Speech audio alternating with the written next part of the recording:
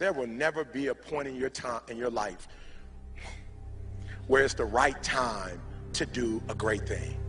If you're waiting for that perfect moment, that perfect time, it's not going to happen. You know what you have to do? You have to create the perfect time and the perfect opportunity and the perfect situation. So that a lot of people become comfortable. They stop growing. They stop wanting anything. They become satisfied. People getting ready to go to jobs that they don't like. Jobs that are making them sick. You see, when you're not pursuing your goal, you are literally committing spiritual suicide. When you have some goal out here that you're stretching for and reaching for that takes you out of your comfort zone, you'll find out some talents and abilities you have that you didn't know you have. When the messenger of misery visits you, what are you going to do? What will keep you in the game? There are things that you think you'll never need to know, that you may only need to know one time in your life, but that could save your life because you had that knowledge. Unless you attempt to do something beyond that which you've already mastered, you will never grow. What is it that you looked at some point in time and you decided that you couldn't do it, that you talked yourself out of it?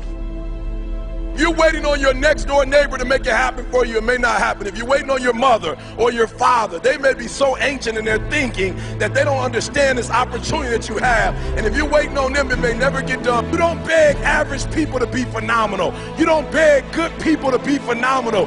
You just are phenomenal, and you will attract phenomenal. What reason can you remember that you can call on, that you can reach on, that can make you get back up?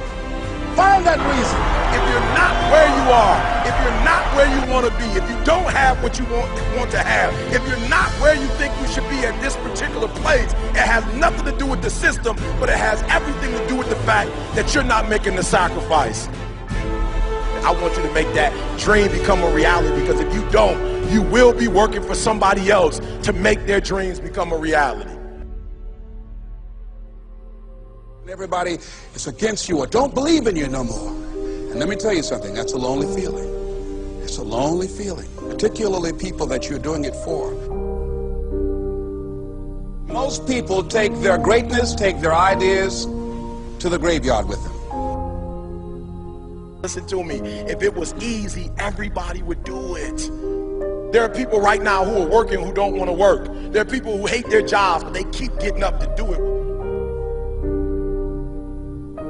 The wealthiest place on the planet is the graveyard. Because in the graveyard we will find inventions that we never ever were exposed to.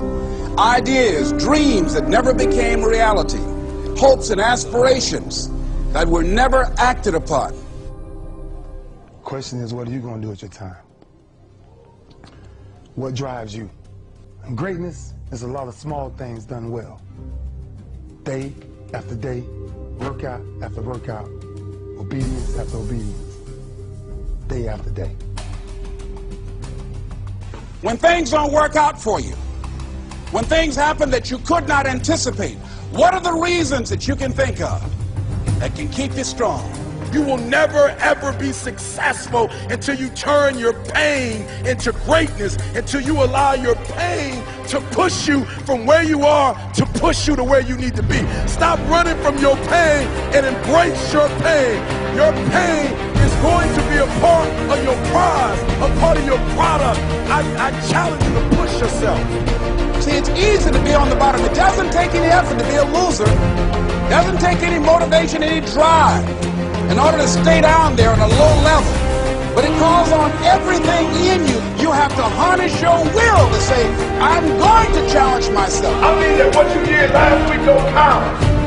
Today is the only important day. There are 86,400 seconds in a day, and how you use those are critical. You got 86,400 today, and what you do today is going to cement who you are. Nobody's going to talk about what you did last week. That the biggest enemy you have to deal with is yourself.